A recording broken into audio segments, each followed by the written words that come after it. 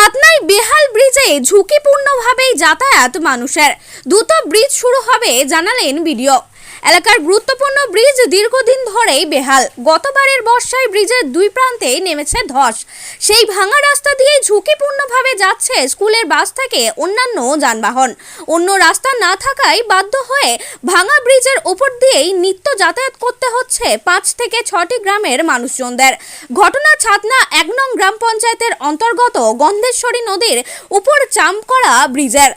স্থানীয় মানুষের দাবি ব্রিজটি দ্রুত সংস্কার করা হোক। এ প্রসঙ্গে ছাতনা ব্লক সমষ্টি উন্নয়ন আধিকারিক সৌরভ ধল্ল বলেন, এটা ব্রিজটির সংস্কারের কাজ দ্রুত শুরু হবে। 44 লক্ষ টাকা বরাদ্দ করা হয়েছে। সুপ্রচল চৌধুরীর রিপোর্ট, নিউজ 10 বাংলা।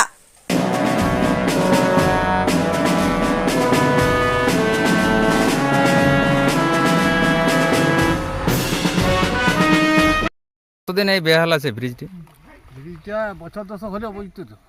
আচ্ছা, আমাদের কামিন টামিন লোকজন যাতে বিশাল অসুবিধা হয় বর্ষা সময়। বাস বেরোয়?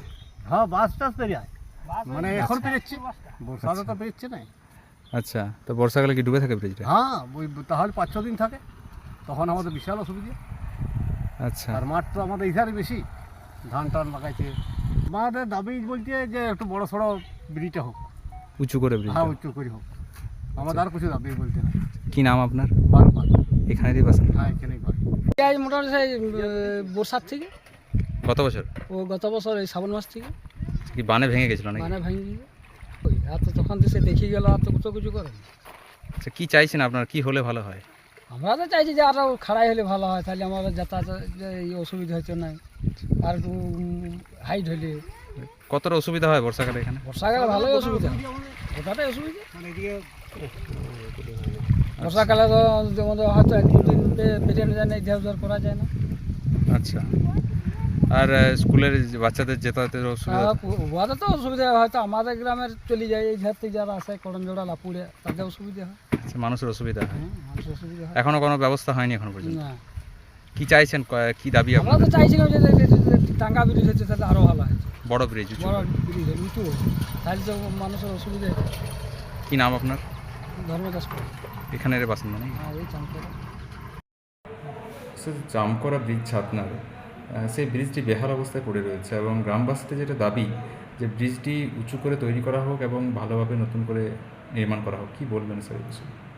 জামকড়ার যে কজওয়ে ব্রিজটা আছে গন্ধেশ্বরী নদীর উপরে, সেটা গতবারের বর্ষাতে খুবই বাজে কন্ডিশনে আছে। ওর অ্যাপ্রোচ রোড দুদিকে যেটা, সেটা নষ্ট হয়ে গেছে। আমরা এটা জেলা প্রশাসনকে জানিয়েছিলাম এবং জেলার পক্ষ থেকে এটা স্যাংশনও করা হয়েছে। এই ব্রিজের রিনোভেশনের কাজ অতি দ্রুত শুরু হচ্ছে, কিন্তু এই বর্ষাকে মাথায় রেখে আমরা যাতে অ্যাপ্রোচ দুদিকে যে অ্যাপ্রোচ রোডটা আছে সেটাকে যাতে রেস্টোর করা যায়, যাতে বর্ষার সময় কোনো সমস্যা না হয়, সেটাকে করার জন্য চেষ্টা করা হচ্ছে। কত টাকা স্যাংশন করা হয়েছে? এটা 44 লক্ষ টাকা স্যাংশন হয়েছে। কাজ কি শুরু হয়ে যাবে সেক্ষেত্রে? কাজটা ওয়ার্ক অর্ডার দেওয়া হয়েছে, কাজ শুরু হচ্ছে। কতটা মানুষের উপকার হবে এটা? এটা তো খুবই ইম্পর্টেন্ট একটা রাস্তা। এটা দিয়ে বাঁকুড়া 2 এবং ছাতনার মধ্যে যোগাযোগটা হয়। প্রচুর মানুষজন ওরা দিয়ে যাতায়াত করেন। তো অনেক কটা গ্রাম, আশেপাশে 6-7টা গ্রামের মানুষের সুবিধা হবে। 2023-24 অর্থবর্ষে করা হয়েছে? এটা তো 24-25-এ জাস্ট আমরা ওয়ার্ক অর্ডার দিয়েছি।